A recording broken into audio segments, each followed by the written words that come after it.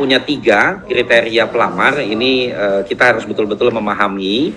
Yang pertama ini adalah untuk pelamar XTH K2. Nah, untuk pelamar XTH K2 ini dalam formasi itu diberikan tanda dalam kurung. Ya, diberikan tanda dalam kurung. Jadi untuk THK2 ini hanya ada di kantor wilayah. Ya, jadi sekali lagi untuk K2 ini hanya ada di kantor wilayah, sehingga admin CASN kantor wilayah harus memastikan betul, jangan sampai ada umat K2-nya yang tertinggal tuh, jumlahnya ada 1.733.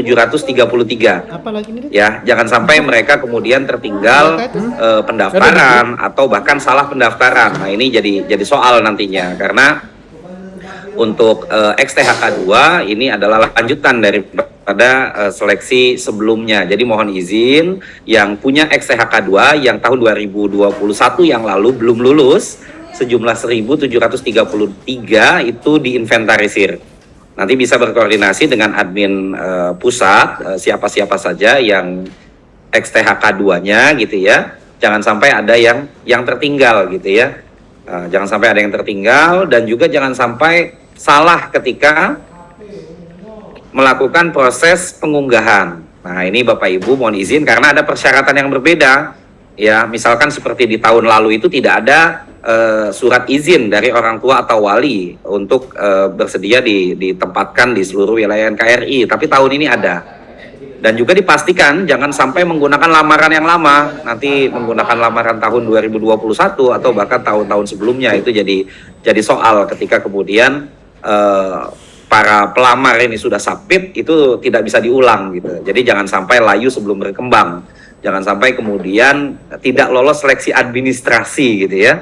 Ini karena sangat sayang sekali gitu ya, formasinya bisa kosong karena khusus K2 ini formasinya dikhususkan. Nah, ini Bapak Ibu sekali lagi yang punya XTHK2 khususnya yang di kantor-kantor wilayah, ini memastikan betul Pak, silakan diinventarisir berapa jumlahnya, ada 10 orang, ada 20 orang, itu betul-betul dicari betul Pak, kalau perlu didampingi Pak, gitu ya, didampingi, jangan sampai kemudian mereka salah dalam memilih formasi, mengunggah dokumen, hingga submit gitu ya, ini jangan sampai salah gitu ya, khusus untuk XTHK2, jadi betul-betul harus diperhatikan betul khususnya yang di Kanwil ini.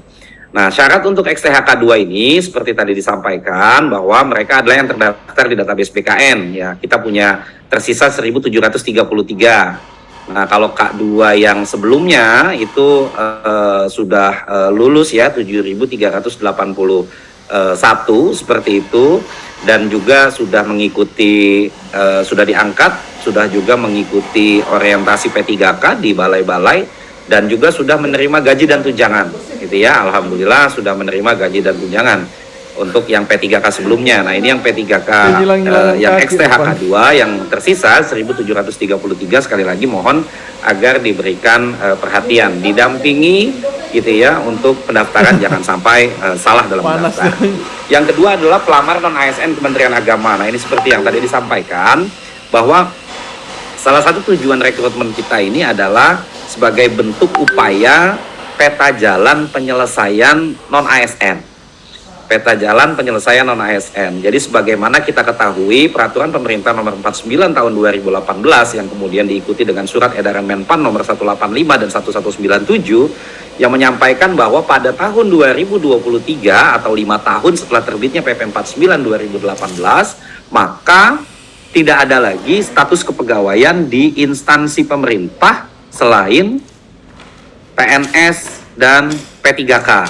Nah, ini menjadi penting disampaikan karena sebagai salah satu upaya bahwa Kementerian Agama salah satu kementerian yang memiliki jumlah tenaga non ASN terbanyak di seluruh kementerian dan lembaga lainnya. Nah, ini Bapak Ibu yang kami hormati, ini kriteria yang kedua gitu ya, adalah pelamar yang telah mengabdi gitu ya, telah mengabdi dan masih aktif bekerja di Kementerian Agama. Jadi kalau dia pernah mengabdinya itu tahun 2017, sekarang sudah tidak aktif lagi ya, ini tidak masuk dalam kriteria ini.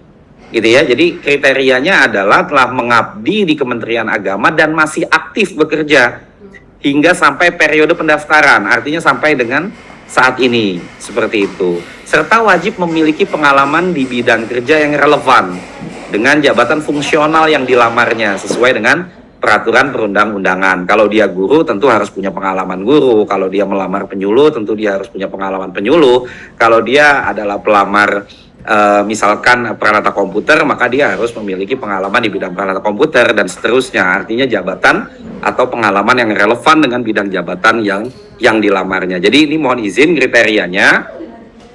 Untuk kategori kedua, bagi pelamar non-ASN Kementerian Agama, pelamar ini adalah pelamar yang telah mengabdi di Kementerian Agama, masih aktif bekerja di Kementerian Agama sampai dengan periode pendaftaran saat ini, gitu ya, dan wajib memiliki pengalaman di bidang kerja yang relevan dengan jabatan yang dilamar.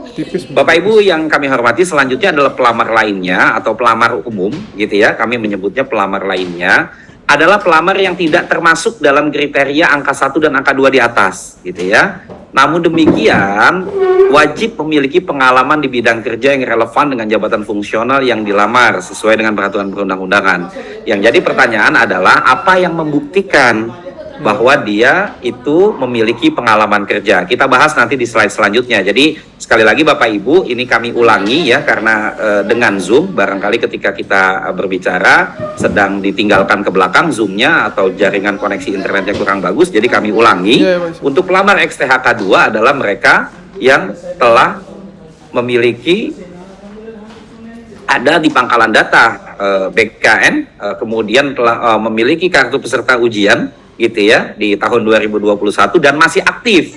Nah, kalau sudah tidak aktif berarti tidak termasuk dalam kategori atau kriteria ini. Yang kedua adalah pelamar non-ASN, telah mengabdi di Kementerian Agama dan masih aktif bekerja hingga sekarang, gitu ya, periode pendaftaran dan memiliki pengalaman yang relevan dengan bidang jabatannya, serta selanjutnya adalah pelamar lainnya atau pelamar umum yang tidak masuk dalam kriteria nomor 1 dan nomor 2.